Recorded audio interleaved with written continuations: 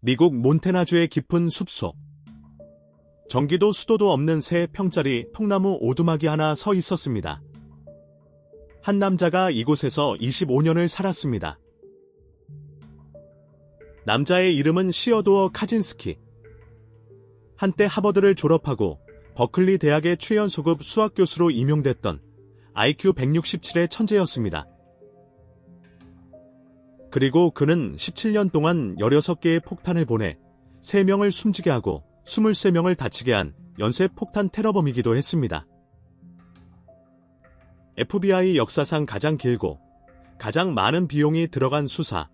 오늘 10분 사건 파일에서는 이 17년의 추적이 어떻게 끝났는지, 그리고 왜 그 결말이 지금까지도 회자되는지를 따라가 보겠습니다.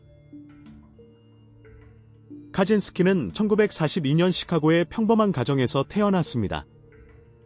지능검사에서 IQ 167이 나올 만큼 특출났고 두 학년을 월반에 겨우 16살에 하버드 대학에 입학했습니다.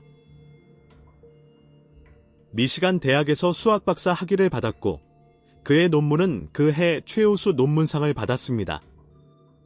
지도교수는 훗날 그의 논문을 이해할 수 있는 사람이 미국에 10명이나 될까 싶었다고 해고했습니다. 1967년 25살의 나이로 버클리 캘리포니아 대학의 수학과 조교수가 됐습니다. 하지만 강의를 힘들어했고 동료들과도 거의 어울리지 않았습니다. 그리고 딱 2년 뒤 아무런 설명 없이 사표를 냈습니다.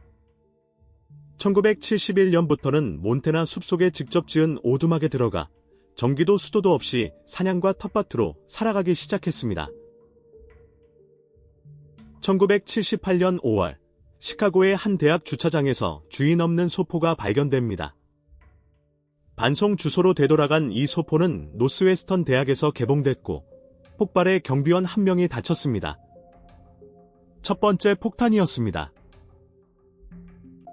폭탄은 화약 성분부터 부품 하나하나까지 전부 손으로 깎아 만든 수제품이었습니다. 시판 부품이 거의 없어 유통 경로 추적이 불가능했고 지문도 나오지 않았습니다. 1979년에는 아메리칸 항공 여객기 화물칸에서 소포가 연기를 뿜었습니다. 고도 감지 장치가 달린 폭탄이었습니다. 항공기가 표적이 되자 FBI가 전담팀을 꾸렸고 대학과 항공사를 노린다는 뜻에서 사건에 유나봄이라는 이름이 붙었습니다. 수사는 시작부터 벽에 부딪혔습니다. 프로파일러들은 범인을 학력이 낮은 항공기 정비공 출신 블루칼라 남성으로 추정했습니다.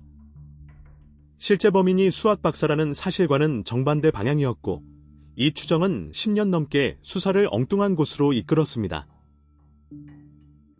1985년 12월 캘리포니아 세크라멘토의 컴퓨터 매장 주인 휴 스크루턴이 가게 뒤 주차장에서 나무 조각처럼 보이는 물체를 집어들다 목숨을 잃었습니다. 첫 사망자였습니다.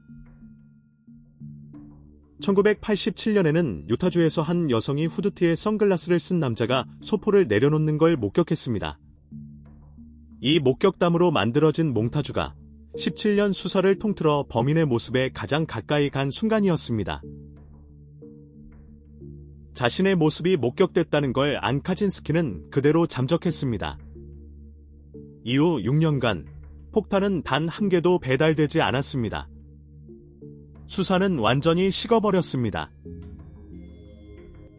1993년 6년의 침묵을 깨고 폭탄이 다시 배달되기 시작했습니다. 예일 대학의 컴퓨터 과학자와 유전학자가 잇따라 크게 다쳤습니다. 폭탄은 전보다 정교해져 있었습니다. 1994년에는 광고회사 임원 토머스 모서가 1995년에는 캘리포니아 임업협회장 길버트 머레이가 소포를 열다 목숨을 잃었습니다. 사망자는 3명으로 늘었습니다. 그리고 1995년 6월 뉴욕타임스와 워싱턴 포스트에 35,000 단어짜리 원고가 도착합니다. 산업사회와 그 미래. 기술 문명이 인간의 자유를 파괴한다는 주장을 담은 범인의 선언문이었습니다. 원고에는 조건이 붙어 있었습니다. 이 글을 신문에 전문 게재하면 사람을 노린 테러를 멈추겠다는 것이었습니다. 언론이 테러범의 요구를 들어줘야 하는가? 미국 사회가 뒤집어졌습니다. FBI 국장과 법무장관은 고심 끝에 게재를 권고했습니다. 테러를 막는 것보다 중요한 계산이 하나 더 있었습니다. 이만큼 긴 글이라면 누군가는 반드시 글쓴이의 문체를 알아볼 거라는 계산이었습니다. 1995년 9월 19일, 워싱턴 포스트가 8면에 걸쳐 선언문 전문을 실었습니다. 미국 언론 역사상 전례가 없는 결정이었습니다. 그 신문을 읽은 사람 중에 뉴욕에 사는 사회복지사 데이비드 카진스키가 있었습니다. 몬태나 숲속에 사는 형 테드와 오랫동안 연락이 끊긴 상태였습니다. 처음 의심을 꺼낸 건 데이비드의 아내였습니다. 데이비드는 형이 예전에 보낸 편지들을 꺼내 선언문과 나란히 놓고 읽었습니다. 특유의 표현, 논리 전개, 같은 속담을 뒤집어 쓰는 버릇까지. 읽을수록 형의 글이었습니다. 데이비드는 몇 달을 고민했습니다. 형을 신고한다는 것, 그리고 어쩌면 형을 사형대로 보낼 수도 있다는 것. 1996년 초, 그는 변호사를 통해 FBI에 조용히 제보했습니다. 1996년 4월 3일, FBI 요원들이 몬태나 링컨 인근의 오두막을 덮쳤습니다. 17년을 추적당한 남자는 저항 없이 체포됐습니다. 3평짜리 오두막 안에서는 폭탄 재료와 제작 일지, 선언문 원본 타자 원고, 그리고 포장을 마친 다음 폭탄 1개가 발견됐습니다. 증거는 완벽했습니다. 옷장에서는 1987년 몽타주 속 그 후드티와 선글라스도 나왔습니다. 오두막 전체가 통째로 증거물이 되어 나중에는 트레일러의 실려법정 근처까지 옮겨졌습니다. 재판에서 변호인단은 정신질환을 근거로 사형만은 피하려 했습니다. 하지만 카진스키 본인이 나를 정신병자로 만들지 말라며 이 전략을 완강히 거부해 재판은 몇 번이나 멈춰 섰습니다. 1998년 1월, 그는 13개의 연방 혐의 전부의 유죄를 인정했고 가석방 없는 종신형 8개를 선고받았습니다. 동생 데이비드가 제보 조건으로 요구했던 대로 사형은 구형되지 않았습니다. 그는 미국에서 가장 삼엄한 교도소, 콜로라도의 악스 플로렌스에 수감됐습니다. 그리고 2023년 6월 10일, 말기암으로 이감돼 있던 노스캐롤라이나의 교정시설에서 81살로 생을 마감했습니다. 사건은 그렇게 완전히 종결됐습니다. 17년, 수천 명의 수사 인력, 5천만 달러의 비용.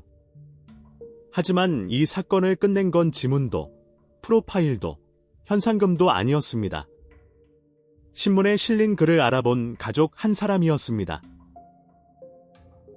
잘못된 프로파일은 10년 넘게 수사를 헤매게 했고 논란 속의 선언문 게재 결정은 결과적으로 사건을 푼 열쇠가 됐습니다. 수사 기법의 한계와 언론의 역할을 두고 이 사건은 지금도 교과서처럼 인용됩니다. 동생 데이비드는 그 후 평생을 사형제 반대 운동에 바쳤습니다. 형을 신고한 대가로 받은 현상금 대부분은 피해자 가족들에게 전달했습니다. 10분 사건 파일, 다음 사건으로 다시 찾아오겠습니다.